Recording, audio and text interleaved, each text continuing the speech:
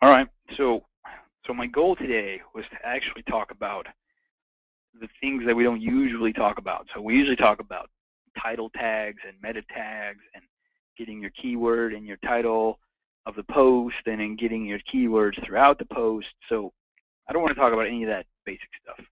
I think we have videos in Free Weekly Mastermind if you want to know SEO basics. So I wanted to help you go a little bit further in your abilities, I guess. So today, in my next fancy slide, there we go. So today we're going to cover, see my paintbrush, it's like a covering, you know, we're going to paint a picture. We're going to talk about, just briefly about the definitions of search engine optimization. We're going to talk about the search engines, which ones we're actually discussing. I'm going to tell you some of the myths that may or may not, you might be spending time on these myths when you don't really need to. We're going to talk about some of the tools that you need in order to actually be at the advanced level, because you can't really do much without tools, analysis tools, you know, so you can see the effects of what you're doing. I don't know if it's actually in this order, but it might be. We're going to then talk about some of the micro stuff, the pillars of SEO. What are the 4 basic things that you have to be doing all the time? And potentially, we could even make a checklist so that every time you write a post, you're going to do these like 8 things. And then we're going to talk about some other on-site considerations besides your title tag, meta tag, that stuff, that are, like I said, more advanced theory. I say theory because there's not really any laws on this. All right, look at that beautiful thing. So we're going to start with the many definitions. And I'm going to tell you right now there is only one. There's only one that matters. And that one is, how do we get people who are using the internet as a search tool to purchase something from us or to come to our site where we make money on impressions or where we make money on ad clicks on Google AdSense? So it doesn't matter whether you're number 1. If you're number 1 and you're not making any money, considering this is a business call and we're all in business to do this, then I mean, we didn't do our job. We got to the top, but so what? We either have the wrong messaging, or our meta description's wrong, so no one's clicking through, or we've optimized our site for the search engine, but then when people get there, they just leave, in which case we didn't really do our job at all. All we did was spend a lot of time accomplishing nothing. So there's only one definition. How do we get money out of people who are searching for us? And I'm not saying that like rudely. I'm saying, you know, if you sell something people need and they're searching for it, how do we turn the people that need it into customers? All right, so this is the other part that I guess is a little bit of a myth, is we don't necessarily want to spend all our time trying to optimize our pages for Google. As you know, this last Monday, Google laid out a new algorithm that is going to eliminate a ton of traffic from a bunch of sites. If you have a dictionary site, if you have a site that has lists, if you have a site that has any short information, weather.com, Google has decided to take it upon themselves to now, at the top of the search results page, before you get to any of the website search results, they're going to actually provide you the answer. So if right now you were to go into Google and you were to search for, you know, that show The Mentalist on CBS, search for The Mentalist and cast, because maybe you're trying to remember one of the cast members' name. Now, prior to last week, you had to search for that, and then it would take you to that IMDb, Internet Movie Database site, and you would click on it, and then you would see the list of cast. But now, the cast is right there at the top before you even have to click on anything. So that's the same thing with the weather. Look up San Francisco weather. You're going to see the entire forecast right there on Google. You don't have to go anywhere. So if we decide that we're going to optimize our sites for Google, we are also deciding that we are going to place our emphasis in one stock, and we're going to hope that that stock doesn't change. So you have to know right off the bat that when people wake up in the morning and they go to the internet to search for stuff, they're not always searching on Google. Sometimes they're actually checked into their Twitter account, they're looking at stuff, and they decide to search on the search box on Twitter for something. So how is it that people are going to find us there? A lot of times, and as you've heard me say 107,000 times, YouTube is your friend. I use YouTube more than Google because I want to actually know how to do stuff. I don't necessarily want to read it. I want to see the answer. I want to see a screenshot. I want to see a little video of somebody doing it. So YouTube, which is, I think, the second largest search engine on the planet anyway. There's Yahoo, Google Images, my folk site, the Front Porch site. They get a bunch of traffic from images, as does my Resveratrol site. And now that Pinterest is a big dog in the game, images have become even more important. So how do we show up on Flickr? How do we show up on Pinterest? We need in iTunes. How do we make sure that our podcasts are there? So the goal of search engine optimization at the basic level is to figure out how to get our title tags and all that stuff in the right place. I'm saying now it's time to think a little bit bigger. How do we make sure that whenever we do something, we're optimizing it for everything? So, and I'll just give you a quick example. Suppose we're writing a blog post on what I just did the other day. So what was that? That was some sort of cookies. I did organic chocolate chip cookies. So in order to show up on in Pinterest and actually be repinned, I needed to make sure that the image there, and I used that GIMP software. I made a nice image for that page. It actually says organic chocolate chip cookies right on the image, and it's got the website name. And I make sure that when I pin it, and I ask other people to pin it, it starts that process of being found on Pinterest. Now, I also would like to use the SEO benefits of having that image on Flickr for people that are searching on Flickr, because it's a huge site, millions of hits a month. So make sure that that image also goes, you load it up into your gallery there. You want to tweet about that particular article so that it can be found, but you want to make sure that you're using your keywords in there. Otherwise, no one's ever going to find it. I don't know too many people that are looking for chocolate chip recipe on Twitter, but I also don't have Twitter's analytics. I haven't done anything for YouTube on that particular page, but I can tell you right now that when I was looking for chocolate chip cookie pictures on stockmediamarketplace.com, that I found many. They're all like 20 cents. So I have maybe 10 now. So I'm going to take all 10 of those. I'm going to make a video on animoto.com so I can put it on YouTube so that I can also be found there. But really all I'm trying to do is drive traffic back to that one page. But from an advanced SEO standpoint, you got to make sure that your time is well spent. So look at each particular aspect. Make sure that you save the image as organic-chocolate-chip-cookie.jpg so that when people are searching Google Images, it can be found as well. So that's what we're talking about, the search engines. There are many. You've got to consider them all. We cannot put all our stock in Google. As you know what happened to MySpace, that could very well happen to Google. And as you can see with Google+, as you can see with Google Wave, there are other people making inroads, slowly but surely. And who knows when the big giant will fall, if ever. But let's plan for it. All right, let's talk about a couple of the quick myths before we go too much further, because some people really worry about these things. Darren, do we have questions I need to stop for, by the way? Watching? Well, Ty asked if you can turn your sound up, and Bob's asking, did the audio die? No, I've been hearing Dan fine, so I'm not sure if you can turn up your volume a little bit on your side. I turned it up just now. Now, I don't know if that helps. Ty, does that help? It's been sounding fine to me.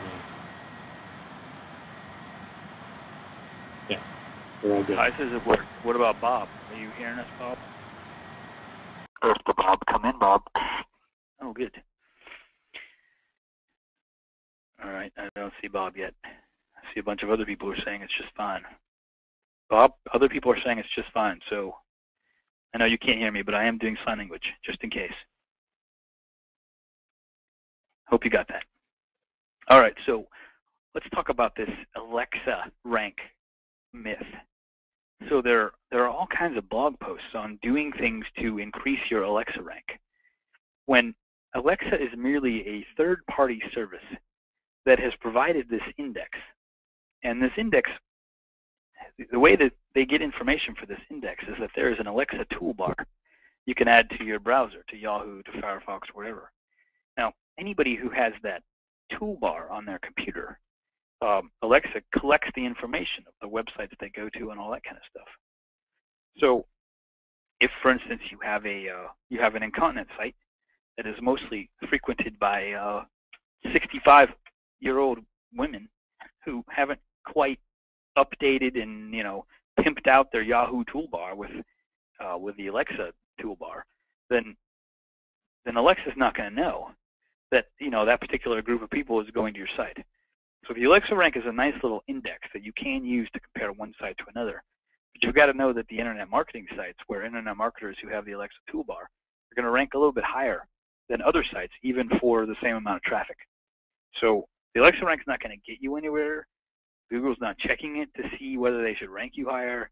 It's merely just this third-party index that you can use just for the fun of it, but it doesn't have any major benefits. Another one people talk about is the bounce rate. When somebody searches for your site on Google and they hit it and they leave, if they leave too quickly, that is going to hurt your search rankings. Now, that is true in some situations, but not in all situations. Sometimes the algorithm has determined your site to be one that has a high bounce rate. Dictionary.com is one of those sites. You search for a word, you look for it, and you're done. That's it. You don't do anything else. You don't, it doesn't say, like other related definitions, would you like to know what inconsequential means now that you're here? Or would you like to know what pinnacle is? It just doesn't happen. You look for the word, you read it, you look at the pronunciation, or you look at the definition, and you're out. And Dictionary.com is still at the top, even though their bounce rate is, enormous. But that's just the way it is. So don't think too much about bounce rate. What you should be more worried when it comes to bounce rate is the fact that people are coming and then they're not getting what they want. So bounce rate for yourself should be an indicator of, do I have the necessary information, above the fold to entice people to crawl down the page? Sometimes you can do little tricks, like take an image, and instead of putting the image right below the title, put the image, halfway down the post so that the top of the image shows up above the fold. People love to scroll down and see what the image is, so they can, continue to look on your site, and maybe they'll see what they're looking for. So bounce rate should be a bigger indication of your ability to convert traffic more than an SEO thing. And the last one is quality inbound links, how great it is to get quality inbound links. So quality inbound links is 100% true. You definitely want quality inbound links. But if you have 1,000 quality inbound links and none of them have been indexed, Google hasn't found a single one, then you basically have zero. So the myth is it's great to get lots of links, and that's true. But when you say that, you're playing a numbers game. What you really want is you want to acquire quality inbound links. You want to track that link. You want to make sure that it gets indexed. And you want to use tools to see that it has been indexed. So you want to put links to it yourself. Tweet the link to that page. So if you get a link from your kid's school site, you get the .edu link for some reason, go to Twitter and put a link out there sending people back to the .edu site, so that you increase the chance of Google's bots finding that page and it getting indexed. Without being indexed, you got nothing. It's great to have an edu link, but somebody's got to see it. Hold on, I'm looking at questions before I go. Sounds fine. Oh, we're still on the. All right. So, some tools. Now, you're not really getting anywhere if you're doing this in a vacuum. If you just assume that you're doing things correctly, you are putting your title tags in the right place, you are going out getting backlinks. You're not actually engaging in the science of search engine optimization. You're just sort of like practicing it. And there's some science involved, kind of like if you're trying to get to the Olympics for the 400-yard dash. It's great to run the 100-yard dash or the 400-yard dash, every day after school 100 times and get faster and faster and faster. But until you have that stopwatch, like, what are you really doing? You're not doing anything. You're just running. So we need some tools. Now, the first tool, which we've talked about many times, is a keyword search tool. You want one like brainstorm@tools.com. You want one like Word Tracker. You want one like Market Samurai. You want a tool that can tell you what are your chances of ranking for this term. So you can go to the Google keyword tool, which is not a keyword tool, by the way. It's just called that. And you can look and see, what people are searching for. But if you find that the word travel gets like 2 billion searches a day, then, and you decide to optimize your site for the word travel, you're missing like half the information. You're missing that you have to compete with 1 billion other sites for that same keyword. And your time is not worth that. So you can't attempt this science without having information. And your main information with a keyword search tool is how many people are searching for this term and how many people do I have to compete with to win. And if it's 100, it's not going to be fast. You're not winning that keyword tomorrow. If it's 1,000, it's going to take some time. If it's 10,000, you're not getting there. You're going to work for a long time. You might do something like Jessica Turner right before Easter on her site, The Mom Creative. She posted an Easter basket picture on Pinterest, and the picture she used some sort of Photoshop tool to actually write 101 Easter basket ideas right on the picture. So it was a cute picture, cute little statement, and perfect timing, 2 weeks before Easter. So she gets 34,000 repins of that picture. She might even have more now. It might be 35. But obviously nobody's repinning Easter ideas at this point. So 35,000, and she shoots to number 1. But she's not number 1 today, and she's not going to be number 1 in 2 weeks, and she's not going to be on page 1 in another month, because that's the keyword SEO, or press release SEO. Google thought that was unbelievably powerful, all those links, and took it to number 1, and then it goes away, just like any press release. So you might get to number 1 for a day, but you can't fight that battle. And like I said, brainstormertools.com, and which is SBI, and Market Samurai and Word Tracker. Those are the ones that I recommend. They're the best. You do have to pay for them. You can't really play this game without paying a little money.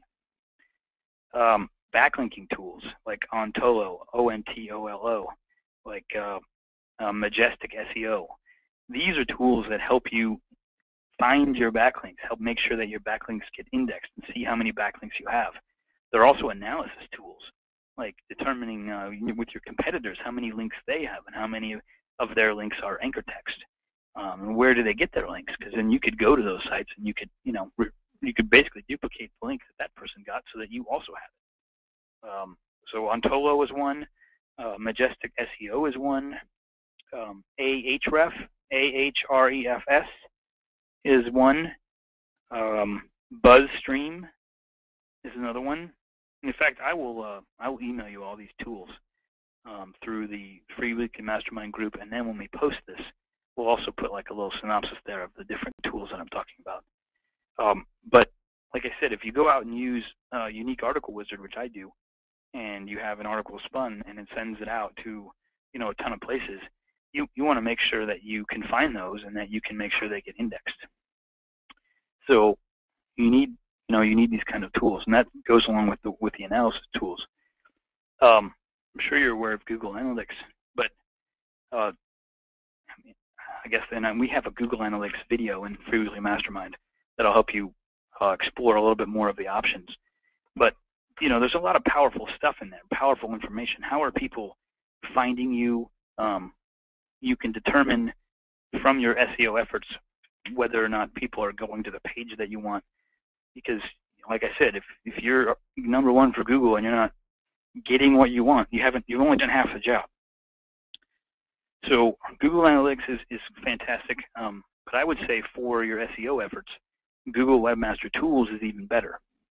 Now, I've spoken a little bit about doing theme maps, but as Ty knows, I'm not very good at explaining the keyword theme maps on a call. It's almost like something you got to have like a live video feed, or it takes more than just a screen capture. Anyway, your keyword theme map dictates how the structure of your site is put together, which keywords go where, how they're linked, all that kind of stuff. Well, the value of Google Webmaster Tools is that Google Webmaster Tools tells you what you are ranked for. So you can go there. You can make sure that you get that on your site. You can go and see that yes, I am ranked for internet marketing. I'm number 68, which means I'm on page 7 of Google search results. So I'm on page 7. I mean, that's information. Information means, can I do X, Y, and Z and watch my search ranking go from 68 to 63? Can I actually see movement based on the activities that I'm undertaking? So what's cool about Google Webmaster Tools is that if you go to the queries section where it tells you what people are searching for to find you and what page of the results you show up on, you can compare that to your theme map.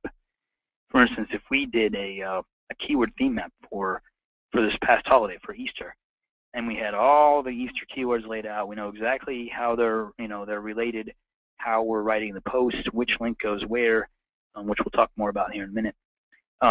And we have a goal. I mean, we have this list of keywords in the keyword theme map that we're attempting to rank for.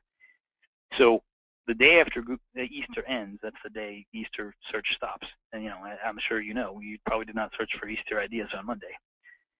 That day, you can go to Google Webmaster Tools and you can pull exactly where your site ranked for all the keywords that you have, and they'll give you, I think, 800. So you can go through there and cut out, just dump it in Excel, and then look for everyone that is Easter. Now, you take the Easter keyword set that you're being found by, and you compare it to your theme map, the ones that you wanted to be found by, and look for the holes. Like, ooh, I wanted to be found for Easter basket ideas, but instead I was found for great Easter baskets, which I wasn't even trying to be found for.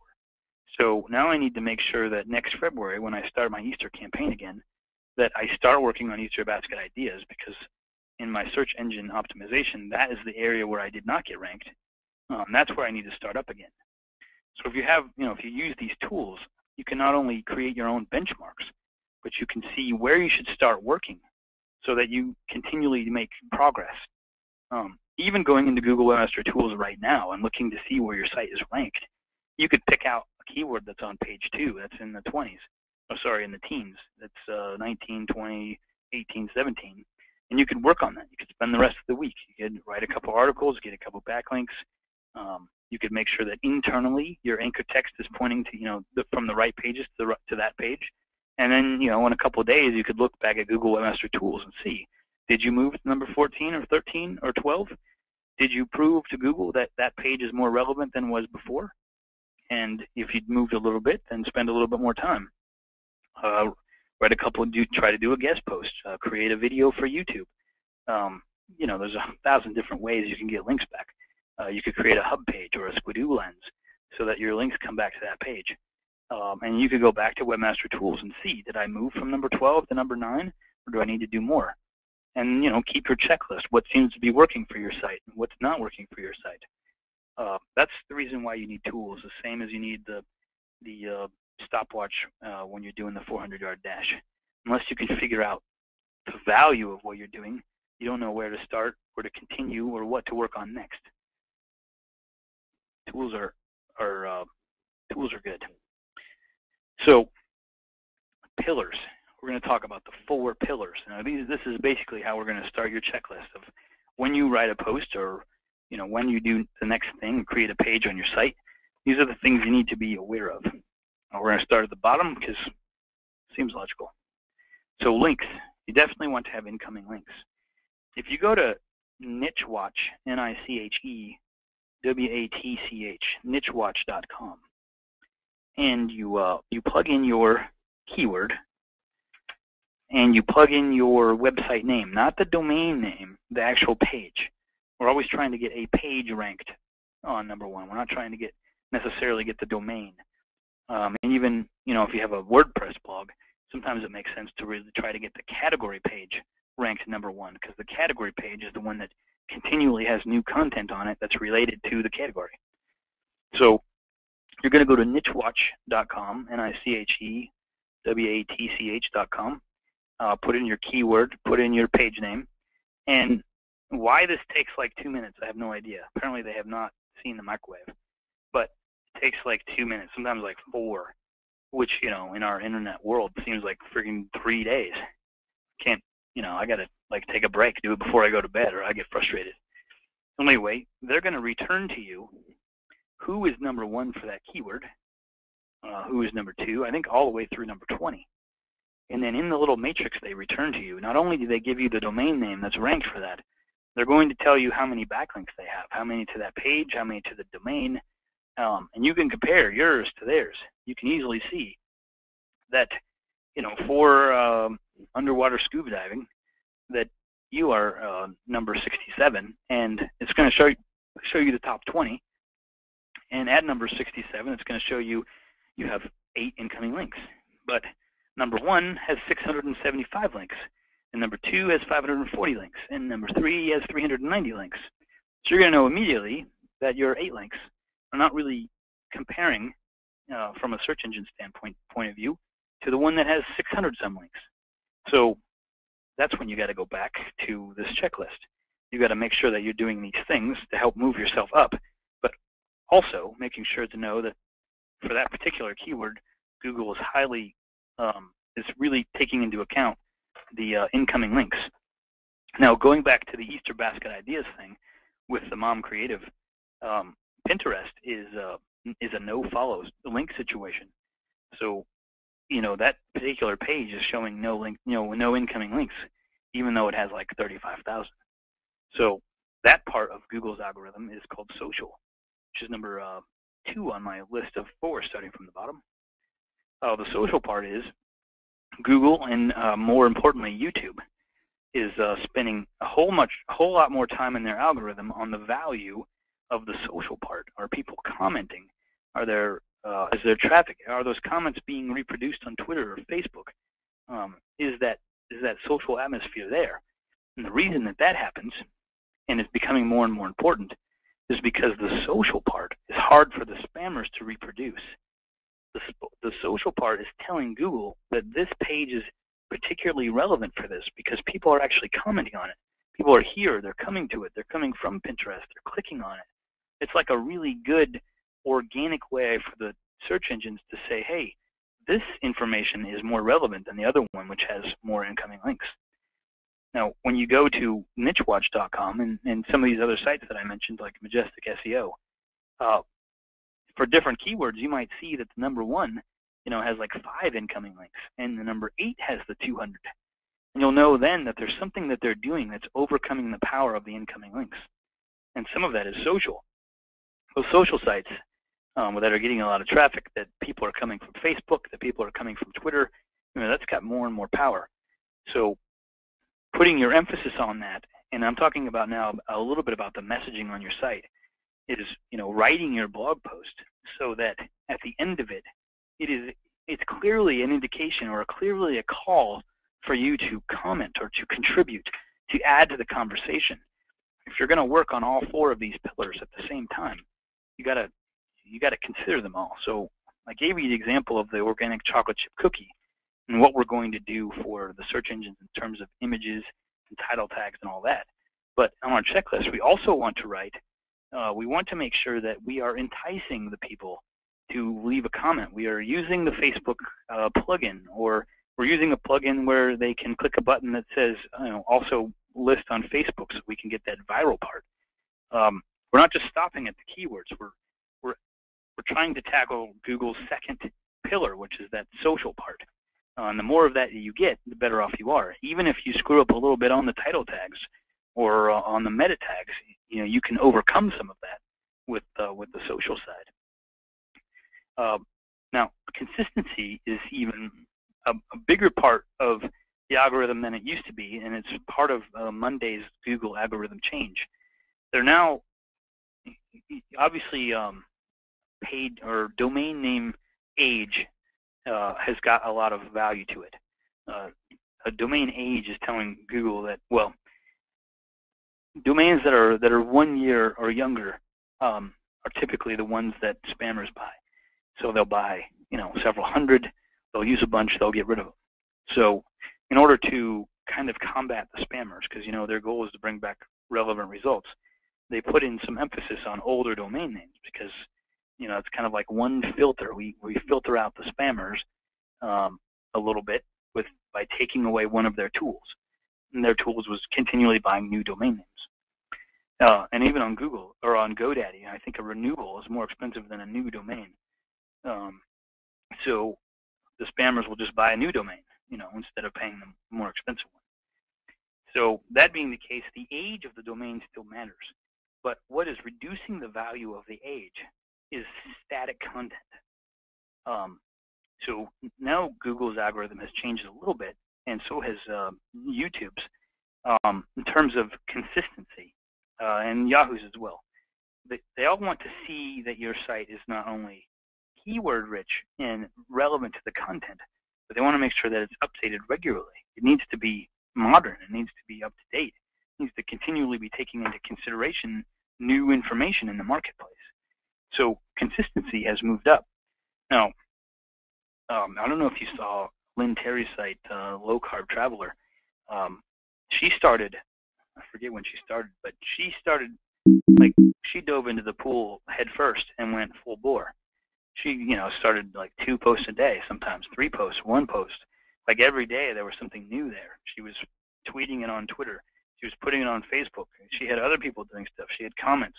It just, every day since she started that, there's been consistency. Consistently adding new stuff, and that site has rocketed up the search engines for her keywords. So that part of the algorithm you have to take into consideration.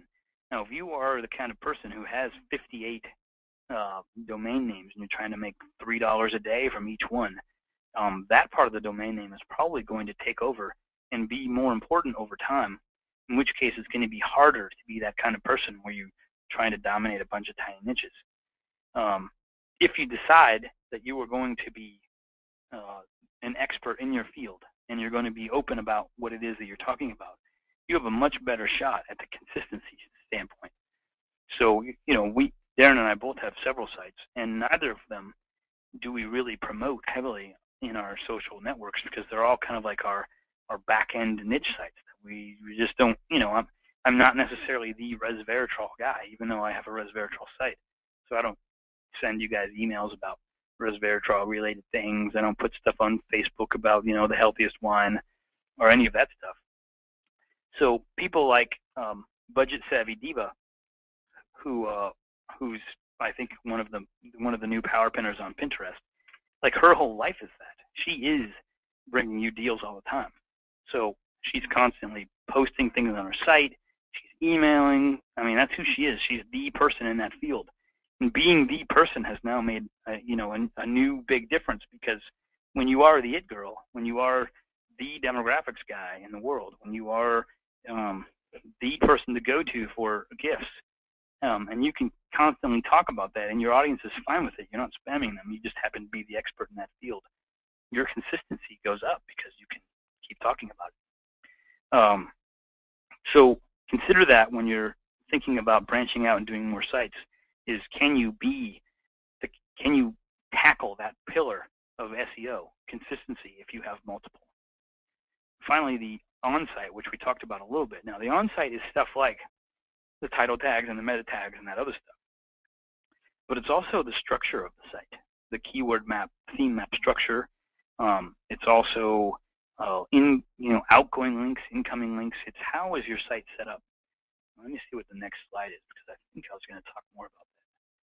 Oh, good, on-site. Holy moly, I didn't even do that on purpose. I didn't realize that I put this one out of order and that I should stop with on-site.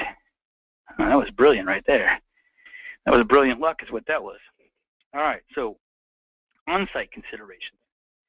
What we're going to talk about now is now, like I said before, I wrote a post about the organic chocolate chip cookies. I made the image so that it could be pinned and repinned, something interesting for them. I got it on YouTube, or I'm going to. I'm going to take that image as well as some others. I'm going to make an Animoto video so that I can add that to YouTube. I got it on Flickr. I made sure that my image was titled the right thing. It used my keyword.jpg when I loaded it up to the site. So that helped Google understand what that image was. Those are all the things I did just about the image. Now, obviously, we did the basic SEO stuff too. We made sure that organic chocolate chip cookie recipe was in the title tag, the meta tag, all that stuff, and throughout the post. So that's like number 2 on your checklist. Make sure you do that. Now, take a look at that page. At the bottom of that page, do you have a bio box? Do you have this call to action? Do you have this resource box? Do you have something on the page that has more text in it? Now, if you do, and it is in fact text, then basically you're adding that text to the post. So now I have this organic chocolate chip recipe post, but then I also have About Dan Morris on the bottom. Now, About Dan Morris is not at all supporting anything that has to do with chocolate chip cookies. So not only have I added words and I've reduced the density of my keywords. So, I'm trying to get that 3 to 5% density that we talk about in your, trying to optimize your post for your keywords. But I've also reduced the density because I don't have organic chocolate chip cookie keyword anywhere in my bio box. It's just not there. So now my bio box is a detractor. It's making my page less search engine happy. So what you need to do with your bio box or resource box or call to action or whatever it is you do down there is you need to take a screenshot of it, take a picture of it. You need to delete the text and you need to reload the picture so that the bio box is still there exactly the way that you want it, but it's no longer text. Now it's an image, and you can call the image on that page. Some of these sites, like Thesis, you have the same image everywhere, so maybe you'll just call it your domain name / image or something. But you want to make sure that image doesn't detract from your whole page. But now that you've taken the text off, you're back to your normal density. You no longer have detracting text on the page, and you're back to a more relevant page for chocolate chip cookie, organic chocolate chip cookie. Outgoing links. So now you've got this page that you want the world to come to. You want everyone on the planet to come to your page as the page for organic chocolate chip cookie recipe. And you've got a bunch of links in the sidebar. You've got links in your post. You've got links down at the bottom. You've got links up at the top. What you want to do is you want to optimize your links so that you reduce the number of times we are offering people a chance to leave your site. Obviously, that you're going to have some ads.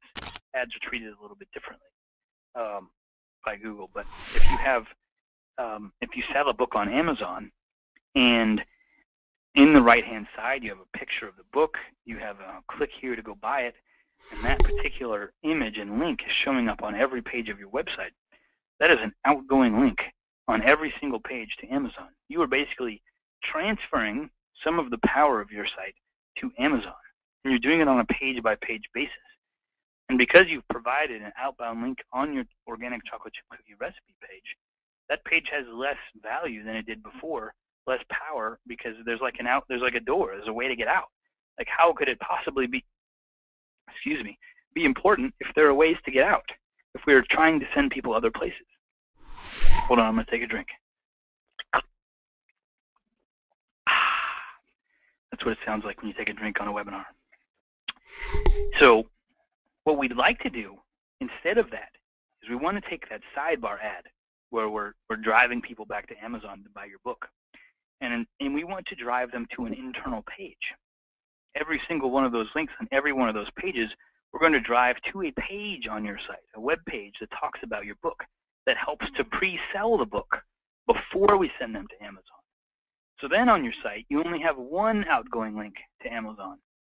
And you've got, if your page is 50 pages deep, you've got 50 pages in your site that are pointed back to this one page, so that you reduce the number of ways that people can leave by 49. That improves that reduces basically your page rank bleed and improves your overall power of that particular page. You've just taken away a way a person can leave your site, and you've directed them to an internal site. Now, the internal structure, maybe I should click on this question box before I go further. I've only been talking at 90 miles an hour. You've been watching it, Darren? No questions. Holy moly. And it has grown since the last time I looked. Cool. We have more attendees now than we did before. Sweet. All right, so internal structure and keyword choice. These are somewhat tied together. Now, I spoke to you a bit about keyword choice when I was talking about your keyword search tool. Now, that still is entirely relevant. You definitely do not want to try to rank for the word travel today. You don't want to try to rank for the word travel ever. In fact, from a buyer's standpoint, the person who's searching for the word travel, how do you have any idea what to put on the page that would discourage them from bouncing? I mean, what would that page even look like? Do you have a picture of the Bahamas, or do you have a picture of forms of transportation? And what is it? Your keyword choice is important. Some keywords, from a monetization standpoint, have a much higher commercial intent than other keywords. So making sure that we optimize for our commercial intent keywords is important. For instance, let's just use travel. Travel by itself has absolutely no commercial intent. If somebody searches for that, what are they planning on buying? We have absolutely no idea. Are they trying to buy a condo somewhere? I mean, what do they want? Or do they just want a definition? Is it a third grader doing a report? We have no idea. But if somebody is searching for travel Bahamas December 2012, now we've got a much higher commercial intent keyword. And we're looking at somebody who's already decided that they're traveling to the Bahamas, and they even know what month. So now they're looking for some specific information about that particular trip. So that choice of keywords leads to revenue faster than the word travel. So when we are doing our SEO, we want to make sure that we are not spending all our time driving traffic to keywords that aren't going to produce the results that we want. So that goes back to the keyword choice. You can be number one for a keyword and not attain anything. Is that the right keyword for what it is that you're producing? Now, some of these sites, some of the coupon sites, my folks' Front Porch Ideas site, they have networks that get paid anytime somebody sees the ad, impression networks. So for them, to some degree, it's a numbers game. How much traffic can I get here? Even if I have a high bounce rate, every single one of those people counts as a view, and I get paid. So that particular keyword choice is a different discussion because the goal is slightly different than if you were trying to sell an ebook. Knowing that the only way you make money on the ebook is if you drive traffic to it who also puts their name and email in, who also goes through the checkout process, who also takes out their credit card or PayPal and buys it. Using the word travel is not going to get you there. So keyword choice is huge. Because remember, we do not care about being number one. We're trying to increase revenue, sales, traffic, something. We have a goal. So for Google to want to rank you number one, going back to those 4 pillars, it needs to have those 4 pillars. But you can sort of stack the deck a little bit when it comes to the on-site considerations, because Google gives you some tools to help you understand how it thinks. You can actually use Google's thought process to develop your site. And one of those tools is called the Contextual Targeting tool. And the Contextual Targeting tool is found in Google AdWords under Tools. Now, this Contextual Targeting tool is really designed for people who are advertising on Google search engines. They're trying to give you as much information as possible if you were going to be an advertiser, so that you do as good a job as you can, so that you spend as little money as possible to drive people back to your website. Now, it seems logical that they would want you to pay more for the ads so that Google makes more money. But just like taxes, they really want you to spend less. They want you to spend a lot less. They want you to pay almost nothing. Because if you pay almost nothing and you drive lots of traffic to your site and you make lots of money, then you will never stop using Google's AdWords to market your site. So they go to great detail and great depth to give you the information that you need to make sure that your ad campaign, your advertising campaign, is set up, it's structured correctly, because that structure is very important to Google, understanding what's linked to what. So they give you this thing called the Contextual Targeting tool. And when you put your keyword in there, the one that you want to bid on, the one that you want to advertise and make revenue, they give you this breakdown of what they would consider to be the ideal advertising campaign if you put one together using AdWords. They give you all the keywords that they believe you should bid on and all the sub-keywords underneath that and the names of the different ad groups. They give you all this great information about how you should set your campaign up so that Google sees it as a logical campaign and reduces the amount of money you have to spend per click. Because even though Google AdWords is an auction type situation where you have to, the highest bidder pays the most for the ad, it also weights some different categories so that you don't necessarily have to be the highest bidder. You have to be the most relevant bidder. So if you go to the contextual targeting tool and put your keyword in, it's going to give you a bunch of related keywords. It thinks that support your main keyword. It's going to give you directly below it a group of 5 or 8 of keywords that are totally supporting of that original one. These are the keywords that on your website, if you use these supporting keywords and made blog posts about with that name, and you had each one of those linking back to your original one, Google would see that as a mirror of its own brain. Like, look, I think that this site is really relevant for the word Halloween ideas, but now that I see the 5 posts that are linking to it are exactly the 5 keywords that I would have linked to it, it is even more relevant. So you can use the Google Contextual Targeting tool to make an entire theme map of all your keywords. You can, what I do, and what we do for people if you want us to create a theme map for you, is that we print, we search for every single keyword in the Contextual Targeting tool. We print it out, we put it on a conference table, we actually cut them out with scissors, and we move them around because there's a lot of overlap between one keyword and the next. And you want to see, when you're using that tool, you want to see which keywords show up underneath the main one you're searching for, which ones are the supporting ones. And then it's really just like a puzzle. You just want to put this puzzle together and see, starting at the top, what 3 keywords are the most supportive of my main keyword, and then what 3 underneath that, and what 3 underneath that. You can create an entire theme map using the contextual targeting tool. And the great thing about that, as I told you before, oh, look at that, Windows Media Player has encountered a problem. The great thing about that is that once you're done with this theme map and you know exactly what posts you need to write and what it links to and what links to it, and you know that if 2 keywords are almost identical and you know that you're not going to write 2 identical posts on your website, you can go to YouTube and create a video with that second name, and you know exactly which page it needs to link to. You've got this map that tells you how all the links should be built out.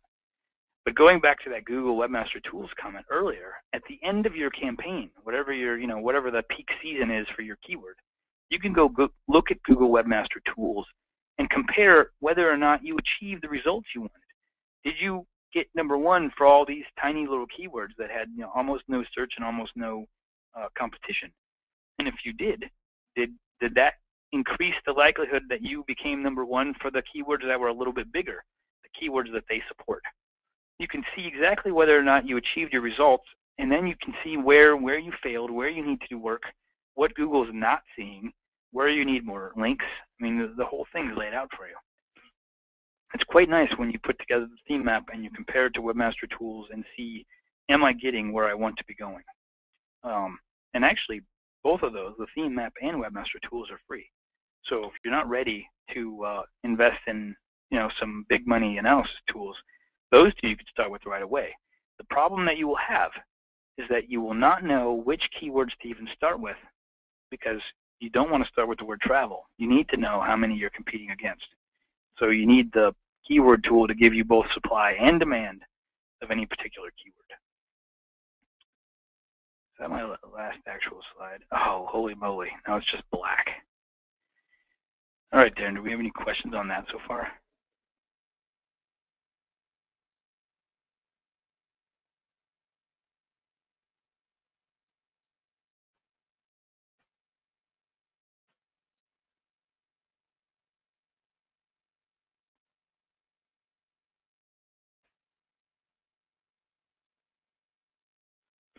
All right, that's a good question. You know what? Not only will I talk about that now, but we'll make that like a, what do you call that, an attachment or an extra that goes along with the video when we upload it. So I would say the first thing that you want is to make sure that you have a good keyword tool, keyword search tool. If you don't, and you're using the Google keyword tool, and you think that you're making headway, you should know right now that you are so wrong. You're far off base, and whatever you've heard from other people is just because they didn't know what they were doing. So you've got to stop using the Google keyword tool for pretty much everything. The only thing that you want to use the Google keyword tool for is to find out whether or not people are spending money on a keyword that you're looking for. And the way you tell that is when you search for the keyword in the Google keyword tool, it is going to tell you how competitive that keyword is for the ads. People do not spend money on ads if there isn't money to be made. So you can use the Google keyword tool to find out which keywords people are making money on.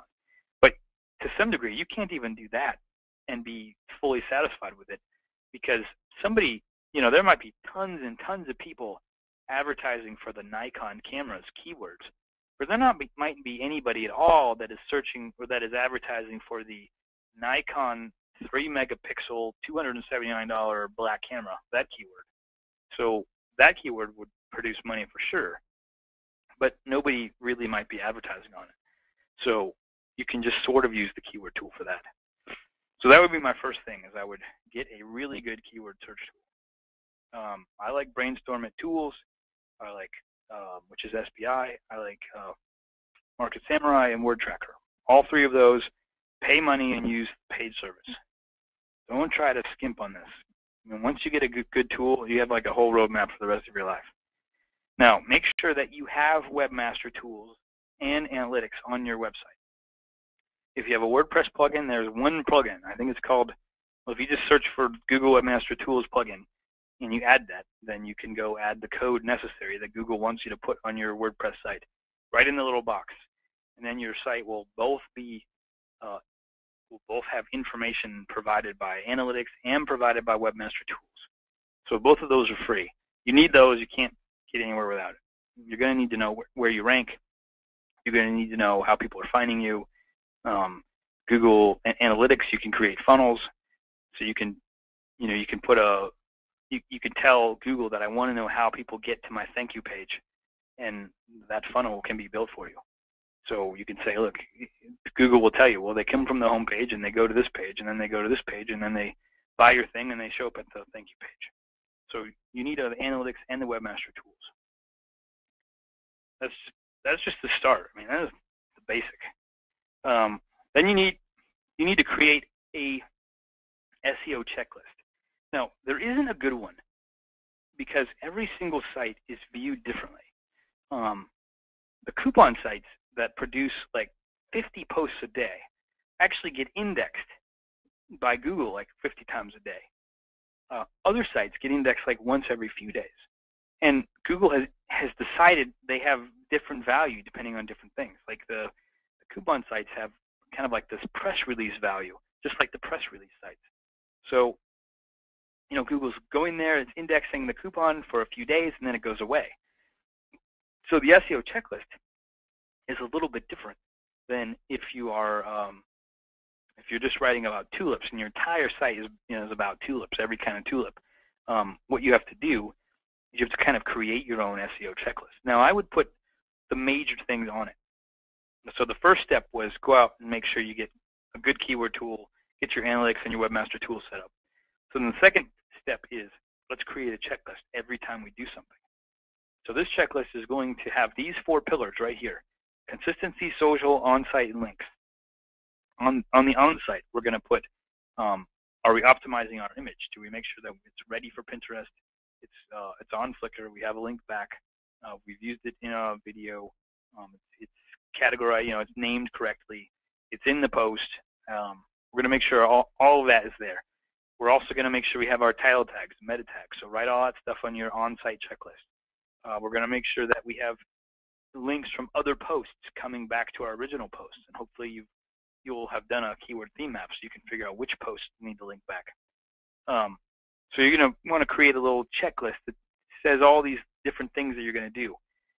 But now here's where you go back to Webmaster Tools. When you see that you're on page 2, you need to do a couple things this week and check back and see if you moved up. You need to figure out what things is Google valuing for this site. They've given this site a kind of a description. They've called it an information site. They've called it a press release site. They've called it a news flash site or whatever. You need to know what is it valuing when there are incoming links to it. Try to get as many as you can, obviously, but some of them are not going to be worth anything to you. Twitter links might not be worth anything. You might get 100 Twitter links to your page and check back in a few days and you've lost ground, or you're in exactly the same place. So you want to start building a little checklist for yourself. What kinds of things am I doing that's actually moving my results up, and make sure that I duplicate those on future posts. Getting your inbound links, making sure that you're adding the Facebook social plugin or any of the plugins that create social interaction with other people. And then, you've got to have a consistent plan. So I would say that building that kind of a checklist for yourself is number 2. I think that's one of the biggest things that we preach all the time. I'm sorry, I was pushing the unmute. But one of the things we preach all the time is track your results, whatever you're doing. Even if it's just for a short time, don't track everything just for the sake of tracking it. Have all this data that you do nothing with. But like you said, if you're doing something, is it making a difference? Is it helping or hurting? And most people have just absolutely no idea, so they're just blindly moving forward. Yeah, nothing can overcome consistency. If you're not consistent, at this point in time, it's very hard to move somewhere. Even if that means 2 to 3 posts a week, you got to keep that up, or 1 post a week. You have to be consistent. You got to let Google know that you are consistent, so it knows when to send the bots back to index new pages to prove that you're even more relevant than you were the last time you were there. If it comes back 3 times in a row and there's no new information, it's going to start coming back less and less often. That makes it harder and harder for you to move up, because if it comes back once a week and you spend 5 days looking at Webmaster Tools to see when if you moved, and that doesn't change, you're going to think something's broken. But really, you just haven't been consistent, and Google hasn't even come back to see if you did anything. So keep that consistency going. You've got to continually be re-indexed, recached. You've got to find new information, be relevant. So that begs the question then, is with the website optimized tools, Webmaster Tools rather, can you actually look up and see when your site was last visited? There are some other tools for that to see your indexing and whether or not you've been cached and when you can, and I could provide those. That's a little bit more, that's almost like extreme advanced SEO stuff. I will put together a little something about that for Free Weekly Mastermind in the recorded section of this. Yeah, because I'm sitting here thinking, right, let's say right now, as of today, Google comes every Monday to my website. I post stuff on Tuesdays, so it's 6 days old before they actually see it. Or if I post Tuesdays and Thursdays, and they're only coming once a week, does it look like I've just updated it once, as opposed to them coming Monday, Wednesday, and Friday, and I update Tuesdays and Thursdays, so Sunday, Tuesday, Thursday, so they see new stuff from yesterday.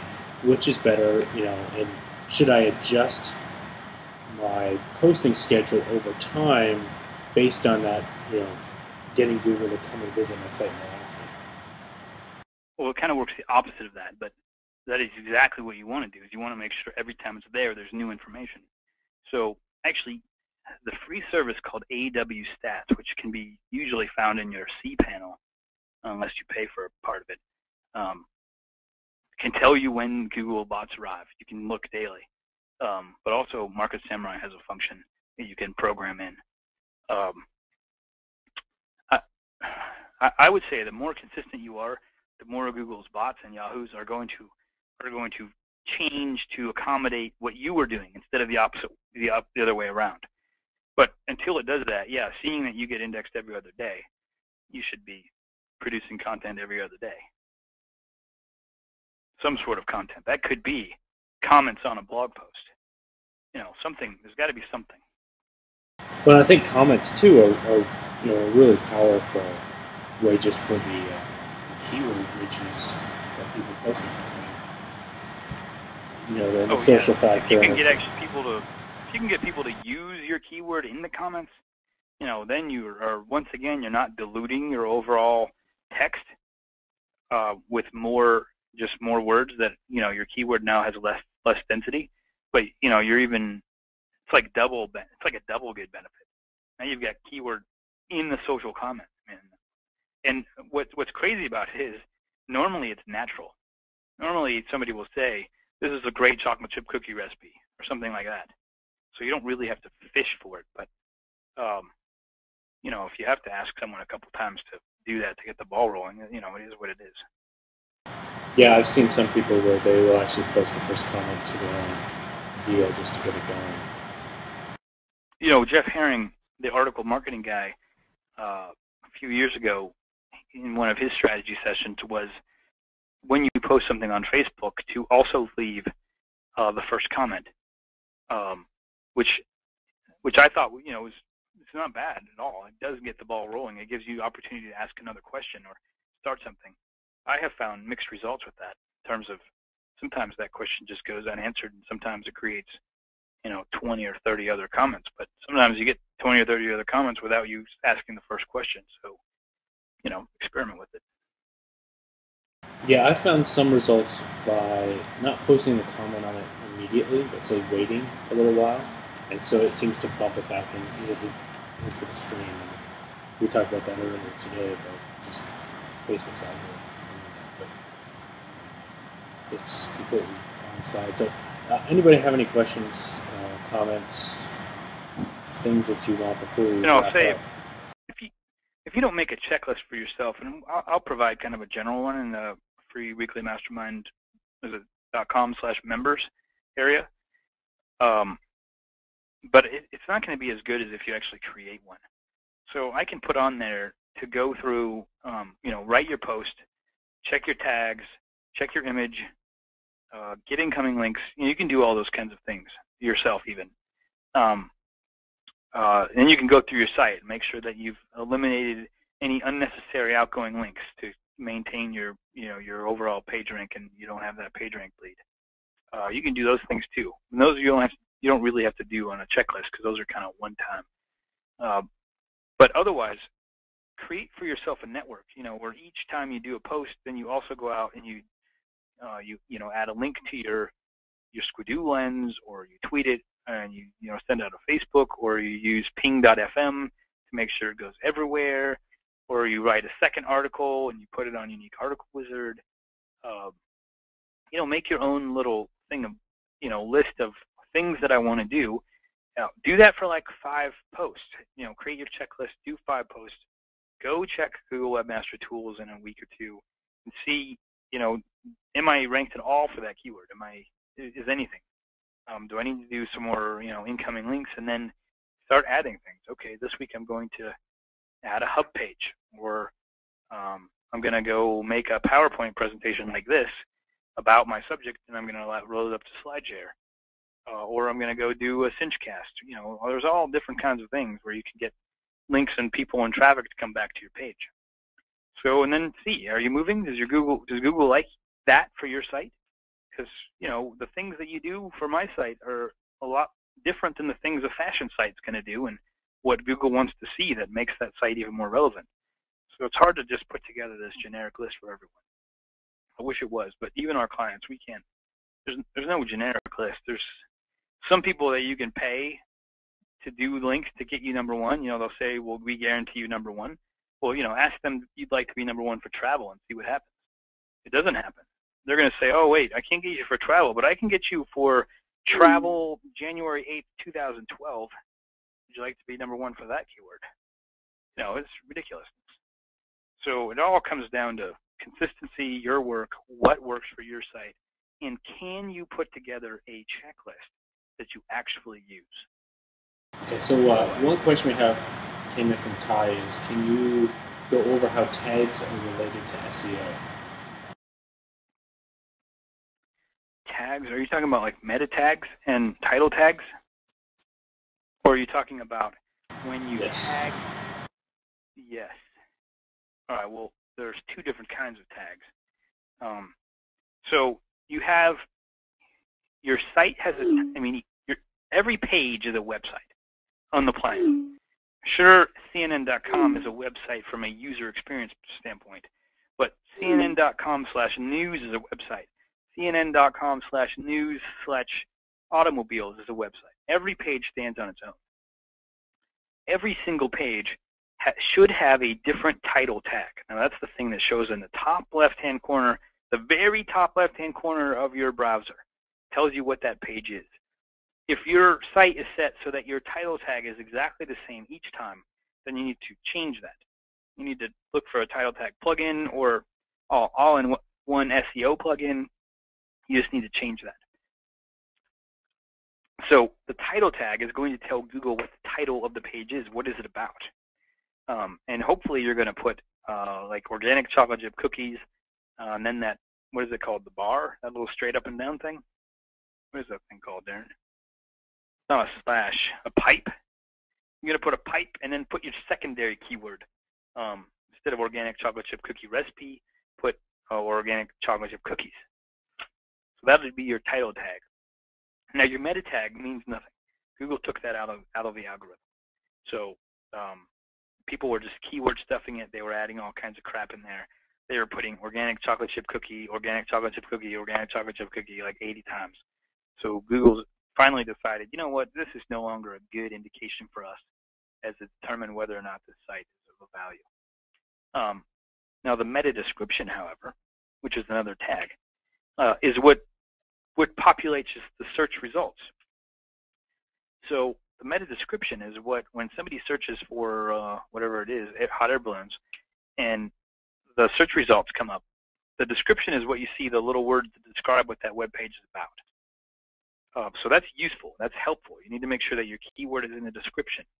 And I think you have 256 characters that are searchable in terms of the description, so keep it less than that. But make sure that your keywords are in there, and those are important. And the second reason that the meta description is important is that you're going to go to your Google Webmaster Tools, and you're going to find out that you are ranked #1 for like 11 terms.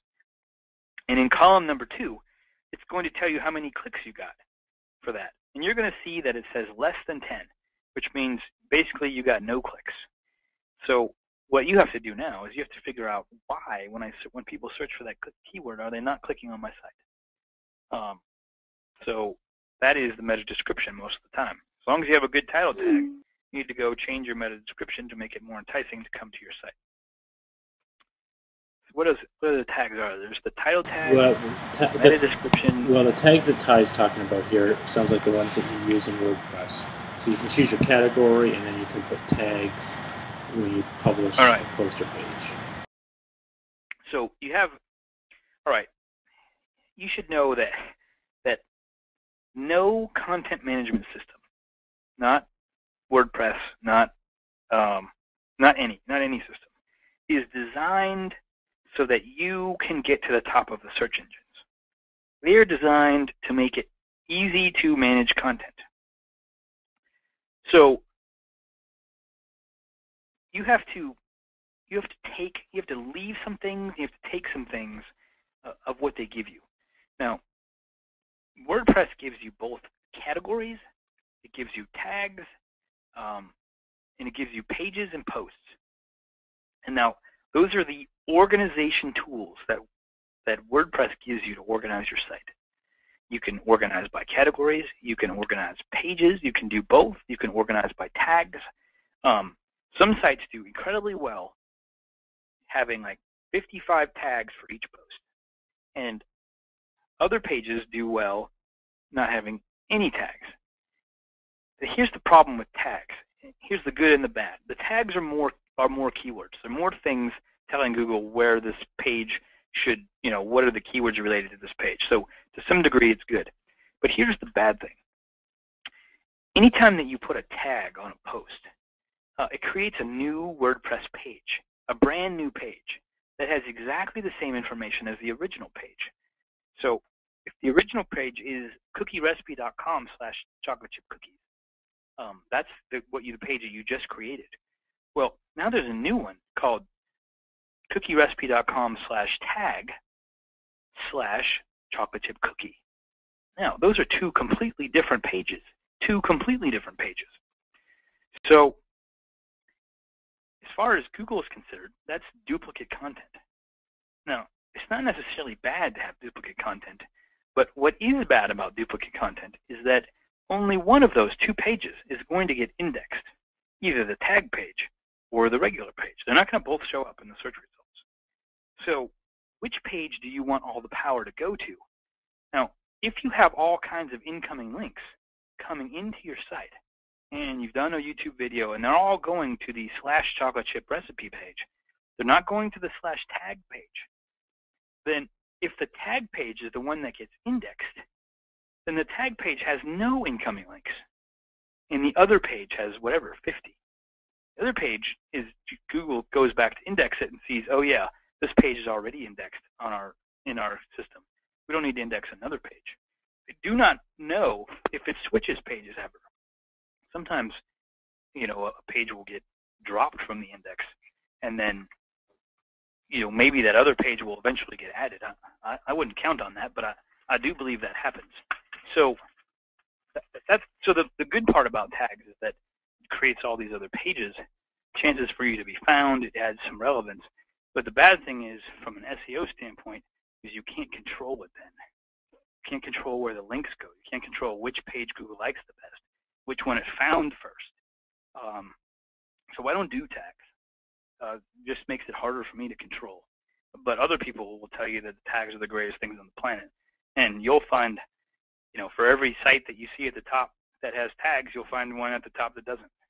And like I said, WordPress and other services like that aren't designed for you to get to the top. You have to figure out how to use the bells and whistles to serve you best. Sometimes you use them all, sometimes you don't use them at all. What if you remove the tags? Okay, so if you remove tags, basically Google has indexed a page. If it's indexed the tag page, and then that page doesn't exist anymore, you're in your Webmaster tools, you're going to find that the Google's having search problems. It can't find a particular page. So sometimes I think there's some plugins for redirects, and I think you can. Man, I think there's a couple other people that would be better to answer this, but I think you can redirect if you take all your tags away to the original page, but I'm not positive on that.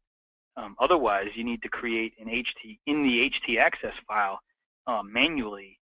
The /tag/chocolate-chip-cookie should now go to /chocolate-chip-cookie. It's a little bit painful, but I do believe there's a plugin that takes care of that. Might just have to. So we don't usually have a pitch because I don't know why. We just don't. But if you would like further help on this, like one-on-one from us or us to look at something, we do keyword theme maps for people. We could do your whole theme map. Anything like that, we'd be certainly happy to help you. Otherwise, I hope this was advanced SEO in terms of what you needed to know. There's not a lot of micro because your site is different. We need to talk about what you need to be doing. Showing you how to make a backlink is, that's kind of like basic stuff. So if we need to go deeper in any particular part, come to freeweeklymastermind.com and ask a question. Tell me we need to have advanced SEO like forum instead of just this webinar, or we need to talk about things specifically. It's up to you. I'm open to whatever. I'm ready to help however you need to be helped. I hope that was helpful. Any more questions out there? Yes. Well, no more questions that I see. If you have any more, just post them in the Free Weekly Mastermind group on Facebook. Just go to freeweeklymastermind.com. That'll take you to Facebook. And freeweeklymastermind.com/members if you want to log into the members area. This recording I'm going to put together will be in the premium area, so you can go in there and you can try it out with the $10 a month deal or $97 for lifetime. That's the extent of our pitch. That really is just covering cost of things like GoToWebinar and S3, bandwidth, that kind of stuff. So go ahead and jump in there. Dan will probably put together a quick little PDF checklist thing that you can use as a skeleton, and that'll be available once we post this video here, probably by tomorrow. And we'll probably get the transcript up there at some point too for the premium members. Hopefully the transcript is helpful. If we get the transcript, I might actually add screenshots. That would make it even more helpful, wouldn't it? I'll do that. Yeah. Oh, it is. Anyways, thank you all very much. We will see you on the group. And if you have any questions or topic ideas, definitely post them there so we can get the experts that we need, or we can research it. And if you did like this, please put in the Facebook group that it was good, so that other people know to come watch the replay. All right. Yeah. All right. Thanks, everybody.